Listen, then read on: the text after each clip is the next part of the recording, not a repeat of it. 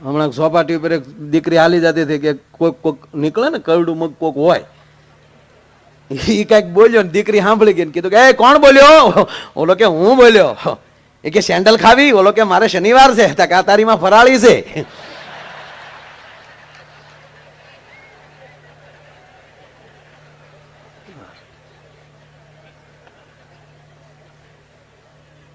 એ વસ્તુ જુદી છે. અને એમાં ઘનશ્યામભાઈ કીધું એમ આ બાળકો બધા અત્યારે હકીકત ભાગશાળી છે ને આ ખોરડે જન્માય. આપણે જન્મતા વેદ નબળાઈમાં. પણ એક તમને સાથી ઠોકીને કહું કે આપણા માવતર પાસે ભલે વ્યવસ્થા નહોતી, પણ કોઠાહૂજ અને પ્રેમનો જે દરિયો હતો ને સાહેબ, એ કોઠાહૂજ આપીને તો ઇંગ્લિશ મીડિયમની સાઈડ આપણે કાપી ગયેલા છીએ.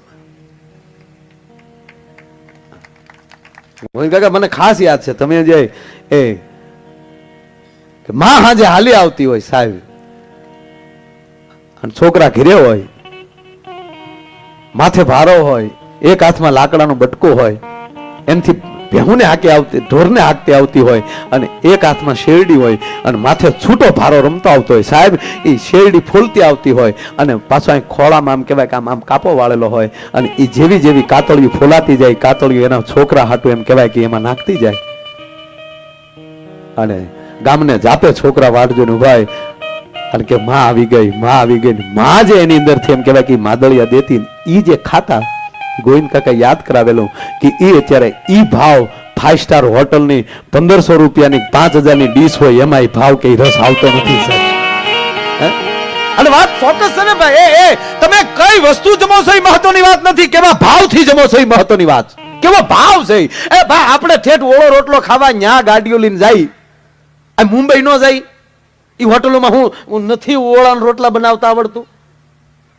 હે, ત્યાં બનાવી શકે, પણ તાહળી ભરીને દૂધ દઈને બાજુમાં એમ કહેવાય કે ઈ બેહીને એટલું કે જો એટલું ન ખાવ તો મારા દીકરાના હમ છે. ઈ હમ છે ને સાહેબ, ઈ મીઠાશ આપણને આપી દે છે.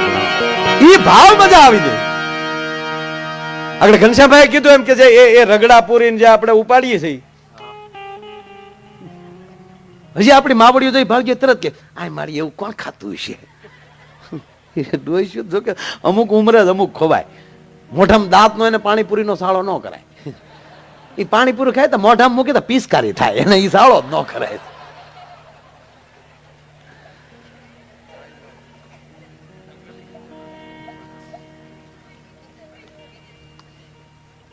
ભાવ વસ્તુ જુદી છે. તમારી પાસે કદાચ 15,000 એકર જમીન હોય પણ ભાવ ન હોય તો,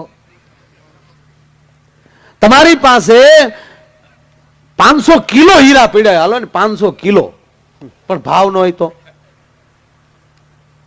તમારી પાસે 50 મણ હોનું પડ્યું હોય પણ ભાવ ન હોય તો, એમ માણસ રૂડા રૂપાળો હોય પણ સાહેબ એને પોતાનો ભાવ ન હોય તો ન્યા કોઈ સારો માણસ આવે નહીં. પણ ભાવ વગરની ભક્તિ નકામી છે. એ ભાવ ઈ જ મહત્વની વાત. જેનામાં ભાવ આવી જાય, જેનામાં લાગણી આવી જાય, જેનામાં મોજ આવી જાય.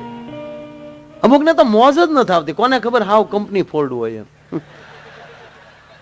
અમુક સર્કિટ ફિટ કર્યા વગીને આવી આવ્યા. ખરેખર લોજીભાઈ, અમુક તો અમુક પ્રોગ્રામ થાય તો આપણે આમ જ બેઠા.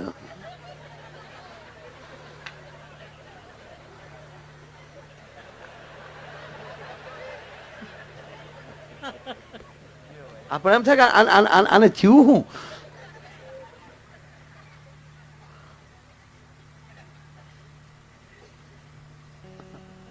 એક જણો હમણાં તળાજા એક જણો જંતુનાશક દવાની દુકાને આવીને ડબલાનો ઘા કર્યો કે આવી દવા હું વેચ કે કેમ તા તો ખોલીને પી ગયો કે આવી વેચાય? આ તારો બાપ મેં અખતરો કર્યો, આજ ખબર પડી તું હા એમણામાં જ વેચો એમ. કારણ કે એના તો અખતરા કોણ કરે? બોલો કે તે અખતરો કેમ કે બોલો કે મરી જવું છે પીથી કાંઈ છું નહીં ભલા માણા. ઓલો વેપારી છું કે ભાવથી પીવો, ભાવથી. અરે રેવા દે, ભાવ ના દે, આમાં નો ભાવ આલે યાર.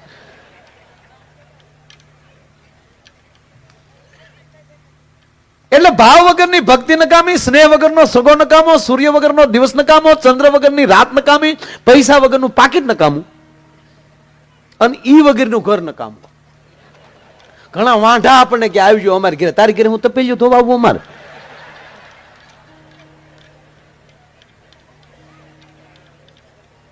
એટલે સ્ત્રી છે એ ભાવનો દરિયો છે, 100%ની વાત છે સાહેબ.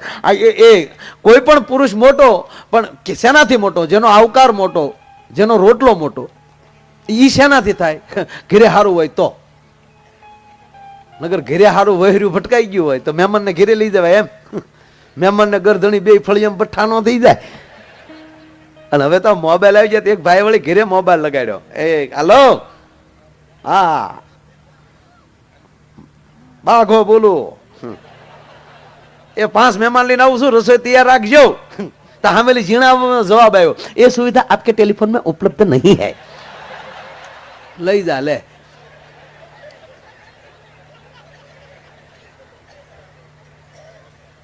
એક બહુ ઝીણો જોક છે, જો સમજાય તો.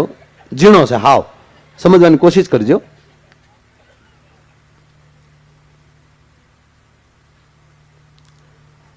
એક ભાઈના પત્ની પિયર ગયા હોય, એના જાય. ઘણાને તો પત્નીની એની વાતો કરીને જે અમુક 45 વર્ષ વટાવી ગયા ને ક્યાંય હજી મેળ ન થયો, ત્યાં આપણે લગ્નની આવી વાતો, પત્નીની વાતો કરી તો આપણે આમાં મોઢા બગાડ. એ વાત ફેરવો, બીજું કરો. હમણાં તો એક જણો રીત છે, કાકા મારી પાસે રોવા મળ્યો. મને કે માયાભાઈ, મને કે 11 લાઈન ને થાંભલે સડીને એક 3 તાર પકડાય પણ લગ્ન ન કરાય. ભાઈ આવા કોક છે દાજેલ દલડાના. મને કે હડકાયું 3 વાર કરડાવાય પણ લગ્ન ન કરાય. માયાભાઈ ટ્રેન આવતી હોય ત્યારે પાટાડું હોઈ જવાય પણ માંડવામાં ન જવાય. અને મેં કીધું કેમ? મને કે 20 વર્ષ થઈ ગયા લગ્ન છે ભાઈ, 20 વર્ષ છે.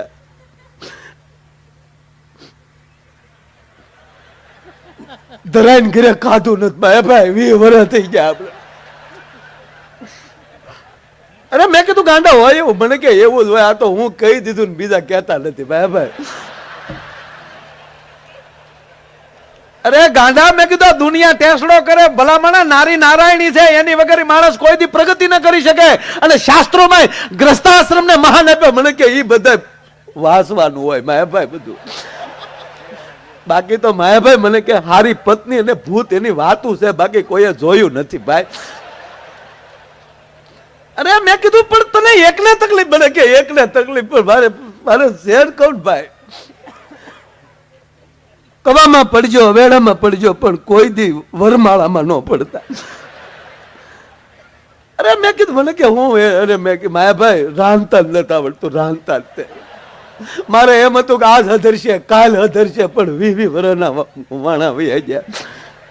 રોટલી તો એવી બનાવે, રોટલી વણવા બહેન જે દેશને યાદ કરે એનો જ નકશો થઈ જાય સીધો. અને શાક તો મને કે માયાભાઈ એવું બને જાણે મીઠાના શાકમાં બટાટાનો વઘાર પીડ્યો હોય એવું. અને દાળની તો વાત જ જાણે એડિયું પીતા હોય માયાભાઈ. અમારા ઘરમાં હજી સુધી કોઈને કબજિયાત નામ નહીં. જો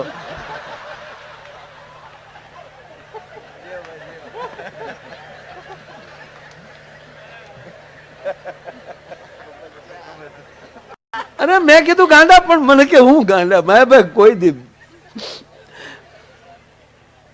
ઈ હાટું કોઈ દી લઈ ગયો તમને ઘેરે? બસ આ હાટું માયાભાઈ. નકામાં ગીત ગાવા ને વોવે વગોવે મોટા ખોરડા. મેં કીધું આમાં જો સાંભળ, પછી તો આપણે આપણી પાસે રોતો એટલે આપણે એને વેગથી કહેવું પડે. મેં કીધું આમાં બધી ભૂલ તારી. મને કે મારી જ ભૂલ કહેવાય ને, મેં લગ્ન કર્યા છે. અરે મેં કીધું એમ નહીં ગાંડા, મેં કીધું દીકરી પરણીને આવી છે ત્યારે મેં કીધું તે થોડાક ડારા ડફારા કર્યા છે. મને કે હા જડક્યું ન ખાઈ ગયેલી. મેં કીધેલું રસોઈ હારી થવી જોવે. મેં કે ઈ નડે તારું બાપ, તું પેલા વિવેકી ભાઈ. મને કે હા એવું તો કહેવાને લોકો આમ. એટલે મેં કીધું દીકરી છે ને, ખાનદાન બાપની દીકરી છે, ગરીબડી દીકરી છે, એટલે એ તારા ડારા એના મગજમાં બેસી જાય. જેવી રસોઈ કરવા બેસે એટલે સીધું યાદ આવે રસોઈ હારી થવી જોઈએ. એ ડરમાં ડરમાં હારી થશે કેમ, થશે કેમ, એમાં બગડે. વખાણ કરી ઘરેજી જેવી રોટલી હોય એવી, પણ કહેવાનું વાહ રોટલી, વાહ શાક, શબ્દશાસ્ત્રનો ઉપયોગ કરો. અને શબ્દશાસ્ત્ર મને યાદ આવી ગયું આપણે, કારણ કે આ વાંચ્યું હોય ને, આ જો શિક્ષકો બેઠા જ બધા, બહુ શિક્ષકો બેઠા હોય ત્યારે અમારે બહુ બોલાય નહીં. હા, પણ પાઠ તો છોકરો પોતે વાંચીએ કે સાહેબ, પણ એ જે પાઠની જે લીટીઓ હોય ને, એ લીટીની વચ્ચેનો ગેપ પીડ્યો હોય ને, એ જ્યારે એમ કહેવાય કે છોકરાઓને સમજાવવા મળે, એ પાઠ લીધો કહેવાય. નગરેક સાહેબે છોકરાને પૂછ્યું, સત્ય કોને કહેવાય, ભ્રમ કોને કહેવાય? છોકરો ઉભો જો, એ આપણો દિશે આ બધું. એ કે સાહેબ તમે ભણાવો એ સત્ય છે, તાક ભ્રમ, તાક અમે ભણીએ તમારો ભ્રમ છે. આ તો ઘરેલી વાહડા લે એટલે આવ્યા વગર છૂટક્યા ન.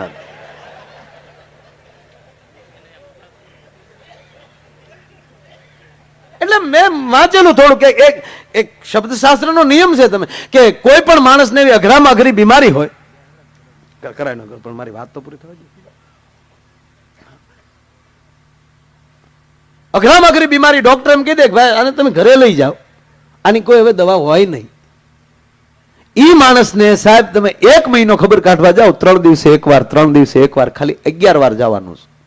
અને જ્યારે જાઓ ત્યારે એક જ વાત કે ઓલે વખતે આવ્યો એની કરતા 50% ફેર.